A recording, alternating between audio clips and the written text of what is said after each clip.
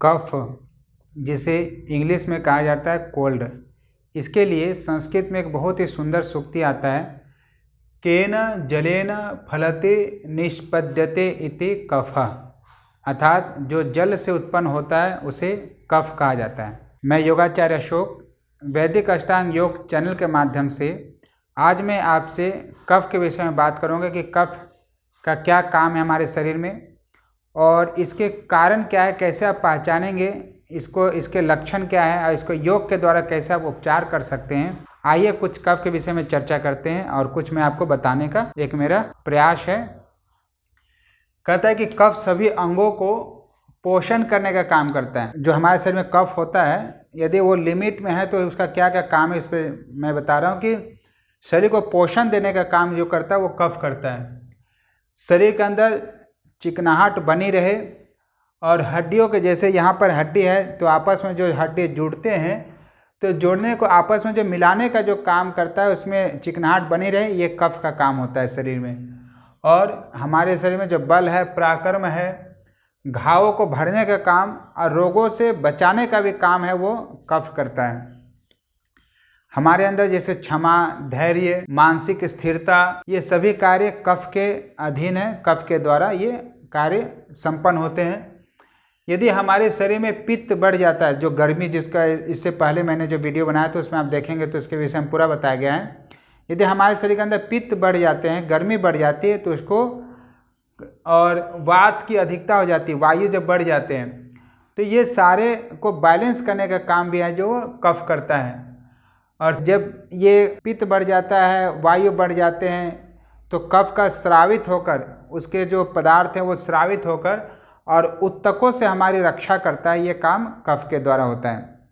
आइए जानते हैं कि कफ आपके शरीर में बढ़ रहा है, इसको आप कैसे पहचानेंगे कि कफ आपके शरीर में बढ़ गया है या उससे क्या क्या रोग हो सकते हैं। कुछ लक्षण इसके बताए गए जिसको मैं बताता। देखिए, जब आपके शरीर में कफ बढ़ जाएंगे तो आपके शरीर में बहुत ज़्यादा सुस्ती आने लग जाएगी, आलस आने लग जाएगा, आलस से हो जाएगा, आपको काम बिल्कुल करते समय बड़ा ही ढीलापन सही में रहेगा। तो ये है एक कफ का सबसे बड़ा लक्षण है ये।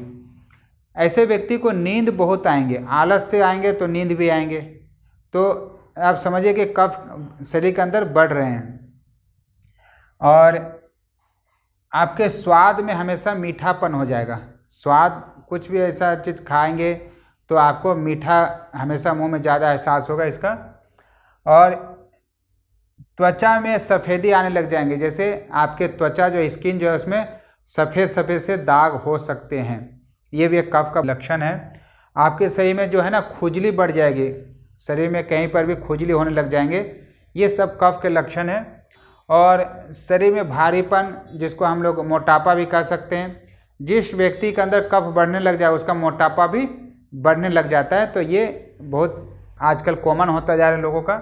शरीर में निकलने वाले, जैसे हमारे शरीर से यूरिन पास होते हैं, मल निकलते हैं, आँखों से गंदगी निकलते हैं और पसीने के रूप में निकलते हैं, इन सब में चिपचिपाहट है ना वो बढ़ जाते हैं आपके, जब आपके कफ शरीर में बढ़ते हैं तो शरीर में सूजन हो जाने लग जाता है। ऐसे जैसे बोलते हैं वाटर इंटेंशन, जैसे पानी जैसा आप इसको दबाएंगे ना, कफ वाले व्यक्ति को ज़्यादा कफ होगा तो यहाँ पर निशाना पड़ जाता है। तो ये सब कफ के बढ़ने के कारण होता है। आँख और नाक से मल है ना वो ज़्यादा निकलने लग जाते हैं ऐसे समय में जब कफ बढ़ता है ऐसे व्यक्ति का। तो शरीर ऐसे व्यक्ति का ढीला हो जाता है, जिसको कहते हैं थुल हो गया शरीर, बिल्कुल उसके अंदर मसल्स है वो बिल्कुल ढीले हो जाते हैं। और खांसी बहुत ज़्यादा आएंगे ऐसे लोगों को, कार्य करने में उदासीनता आएंगे, वही जो हम आलस वाली बात कर रहे थे। तो ये सारे चीज़ कफ के लक्षण है कि कफ बढ़ गए हैं। अब आइए देखते हैं कि कफ किससे बढ़ते हैं, क्योंकि कफ से बताया गया है कि कफ जब बढ़ जाते हैं शरीर में आपके अंदर तो लगभग 24 प्रकार के रोग होते हैं। कफ बढ़ने से आपके 24 प्रकार के रोग हो सकते हैं। तो कफ से हम कैसे बचें, क्या चीज़ को हम परहेज करें, आइए जानते हैं। जो व्यक्ति अधिक सेवन करता है मीठे का, उन व्यक्ति को कफ बढ़ता है। तो इसलिए मीठा खाना चाहिए परंतु लिमिट में। खट्टे चीज़ों का बहुत ज़्यादा सेवन करता है और अधिक सेवन करता है, जो खट्टे चीज़ होते हैं जैसे उनसे भी कफ बढ़ता है, तो उसको भी कम करना चाहिए।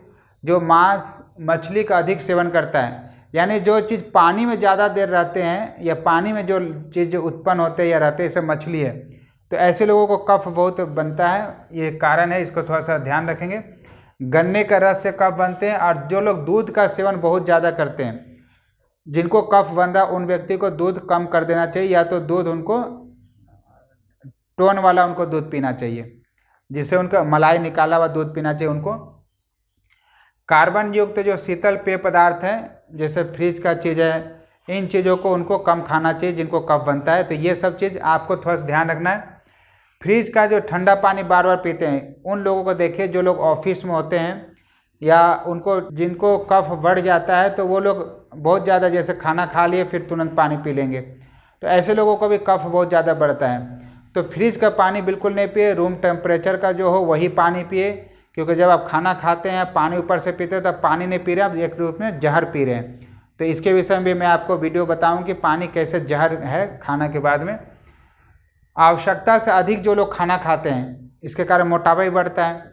और आवश्यकता से अधिक खाना कैसे खाते हैं, जैसे कोई पार्टी में गया तो भूख नहीं है तब भी वो खा लेते हैं, क्योंकि पार्टी में आए भैया इतना अच्छा नहीं मिलेगा, इतना सारे वैरायटी नहीं मिलेगा, या समय हो गया है तो खाना खा लेते हैं, चलिए समय होगा 1 बजे खा लेते हैं। तो कभी भी ऐसा नहीं करें।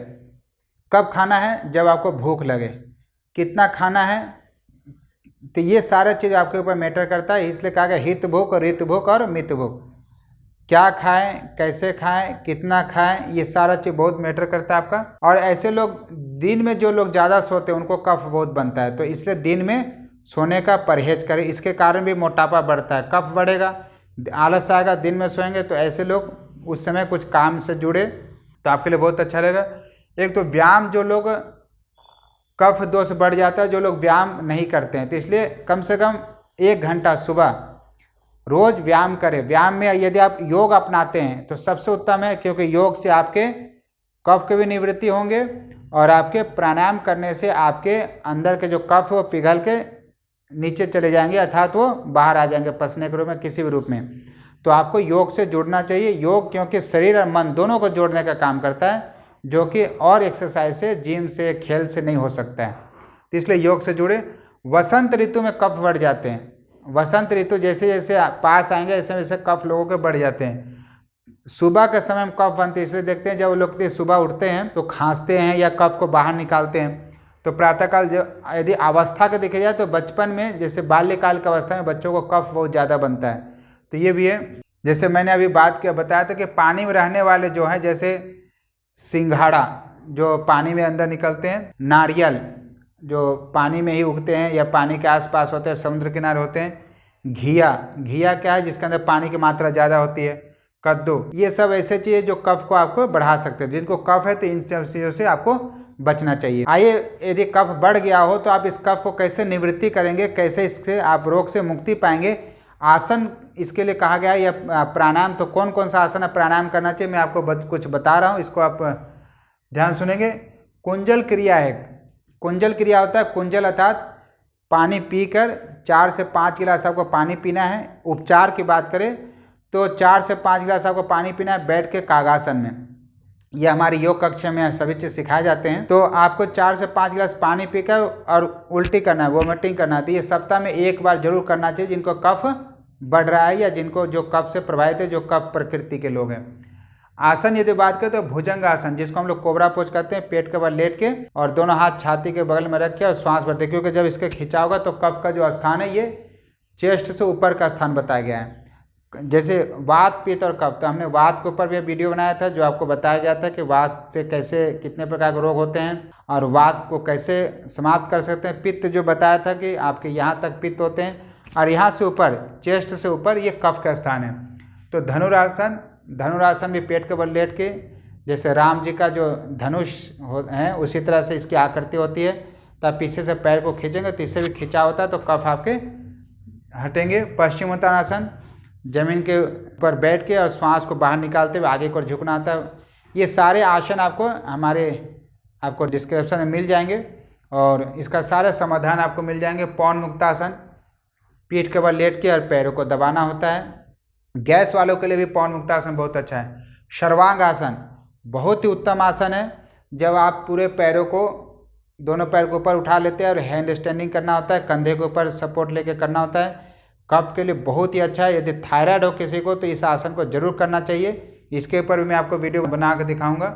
और हलासन, हलासन जो पीठ के ऊपर लेट के पैरों को पीछे ले आते हैं, हल की समान शरीर की आकृति होती है।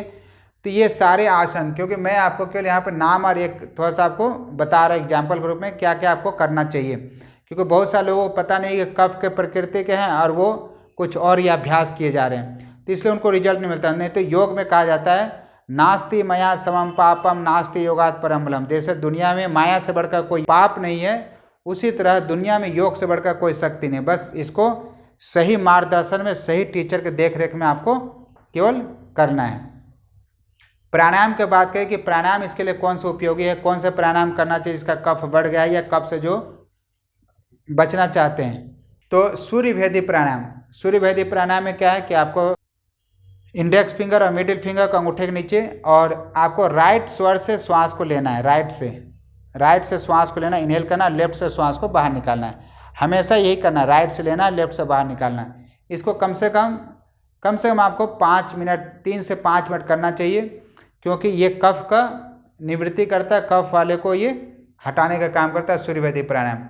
बाह्य कुंभक, बाह्य अर्थात बाहर, कुंभक यानी होल्ड करना, श्वास लेकर श्वास को बाहर निकाल कर, और बाहर निकालने के बाद में आपको श्वास को बाहर ही रोक के रखना होता है। तो इससे भी आपके कफ के निवृत्ति होंगे। तो प्राणायाम में ये दो बताए, एक है कपालभाति, जो सभी लोग लगभग सुनेंगे। कपालभाति ये शुद्धि क्रिया है, परंतु इसका श्वासों के साथ अभ्यास होता है तो इसको प्राणायाम में भी गिनते हैं, परंतु ये शुद्धि क्रिया है। कपालभाति को कम से कम 300-400 करना चाहिए, 1 सेकंड में 1 स्ट्रोक, इस तरह से आपको करना है कपालभाति। और कपालभाति के ऊपर भी हमारा वीडियो बना हुआ है, आप उसको देखें कि विधि, उसमें सावधानी बताया हुआ है, किस रोग में बहुत लाभदायक है ये भी आपको बताया, तो इसको आपको जरूर पालन करना है।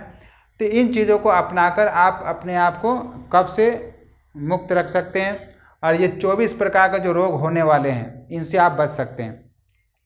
तो ये जानकारी यदि आप इसको सही से देखें, इसको पालन करें, और इसको और लोगों तक भी शेयर करें जो आपके परिवार में, आपके हितैषी किसी को भी इस तरह का कोई कोल्ड हो रहा है, बहुत ज़्यादा बार उनको खांसी आती है, तो इनको ज़रूर भेजें जिससे वो भी लाभ उठा सकें।